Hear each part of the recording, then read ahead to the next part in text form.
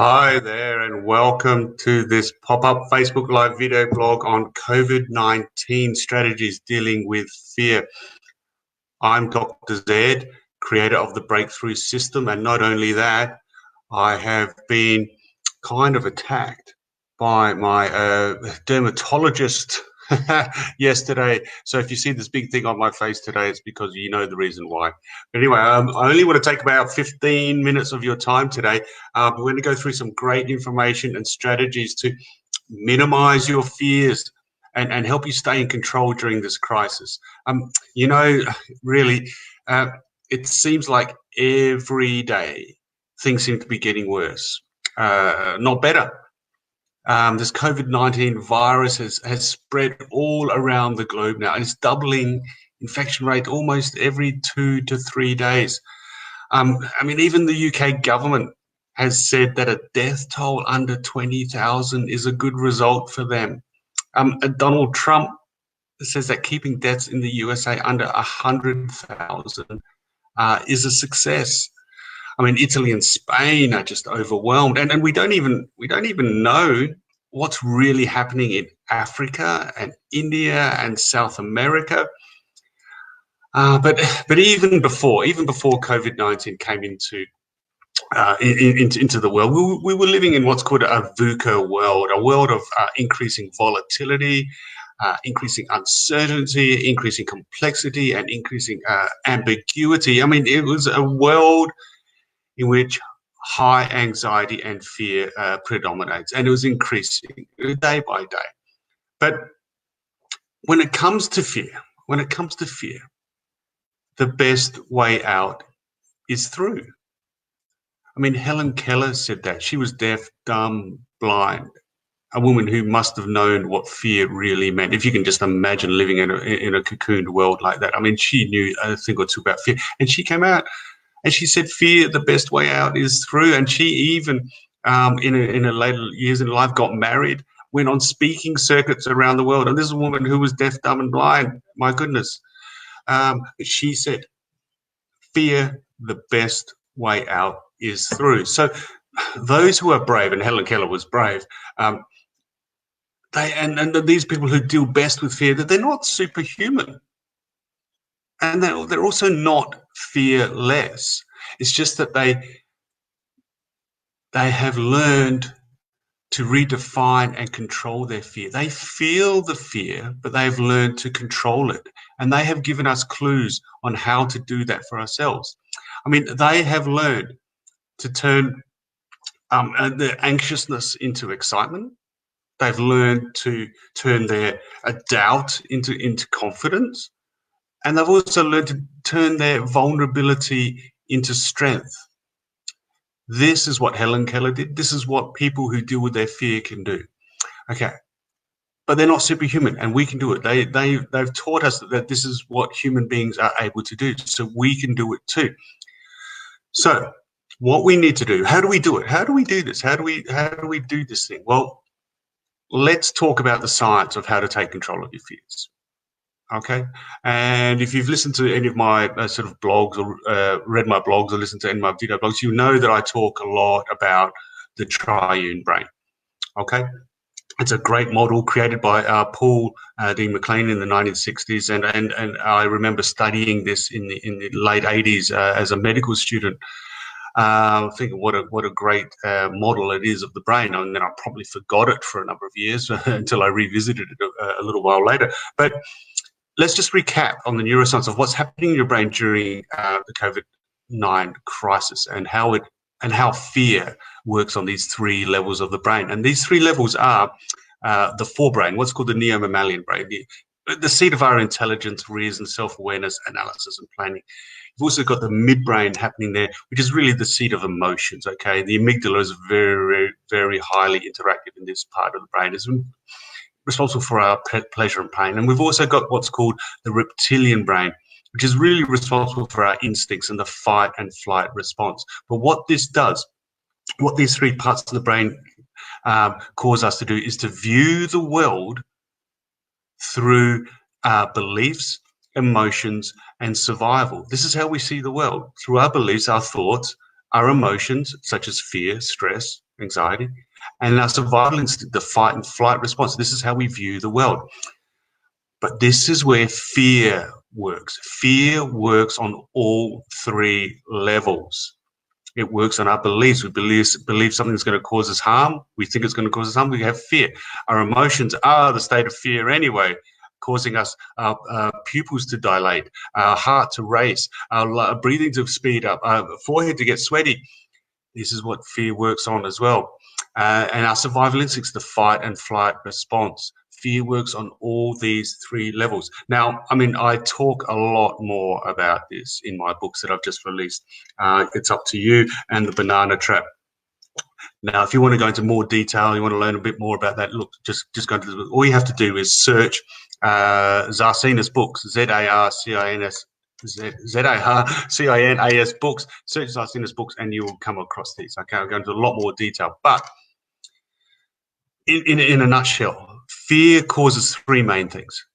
Okay, it causes the fight and flight response. So we fight what's a threat or we flee it. But it also causes us to freeze. It causes us to actually stop. It was just like a rabbit caught in the headlights. It causes us to stop. So what I want to talk about is that we need to get around these three what do you call it? These three parts of the brain. Okay. So we need to find a strategy to minimize fear and to stay in control. All right. So what is one of the great things that we can do to minimize our fear? Now, knowing how the brain works, we can formulate a strategy to minimize this fear and stay in control. And look, there are many fears out there. Okay, many fears, but one in particular has proven by psychologists to decrease fear by about 40%. One strategy alone can cause us to reduce our fears by 40%. I mean, that's like if our big monsters are out there, we can cause them to decrease so small that they don't cause us any fear anymore. So what is that one thing that we can do? What is the one thing that we can do to make our fears so small that we are fully back in control? Well, this is going to sound really strange. It's going to sound funny, but the one thing that you need to do is name your fear. This is a strategy that's been proven to decrease fear by 40%, putting a name to your fear. Now, I don't mean all the complex fears like hypochondria and claustrophobia and all those things that are parts of fears. No, this is simply saying that, if you've got a fear of heights, why not call it Harry? Just give it a name. See, naming it makes it small, makes you bigger than your fear, makes the fear feel. Now, for instance, I've got a fear of heights. I was up actually at the Empire State Building this New Year's, just gone in New York. I was there and going all the way up to the top to about the 48th floor, I think it is up there. And when I start feeling, my heart racing, when I'm looking outside, I'm looking over the edge, my bit of vertigo happening, I can feel the fear of heights coming into me. I just go, hey, Harry, you know what? I know you're here, but you're not welcome. And as soon as I say that, the fear gets small. I can take a deep breath. The fear goes away. I can control the fear, and then I can enjoy the moment on top of the Empire State Building. But what if you have a fear of drowning? Why not call it Daryl? I mean, naming your fear of drowning will cause the fear to decrease 40%. Just give it a name. I mean, there are thousands of types of fears, okay? There's the fear of needles. There's the fear of flying. There's the fear of death. Okay, thousands and thousands of types of fear. But whatever your fear of spiders, fear of snakes. But if you have a fear, just give it a name and it will decrease. So I want to ask you though, What are you going to call your fear of coronavirus? Because we all have a fear. Why not call it Carol? Why not make that fear small and tiny? Give it a name, make it small. Because you are bigger than you think you are, okay? And you are bigger than your fears. And one way of becoming bigger and bigger than your fears is to give it a name. It's as simple as that. And that really is my tip for today. Naming your fear. It's got a very, very powerful effect on your fear.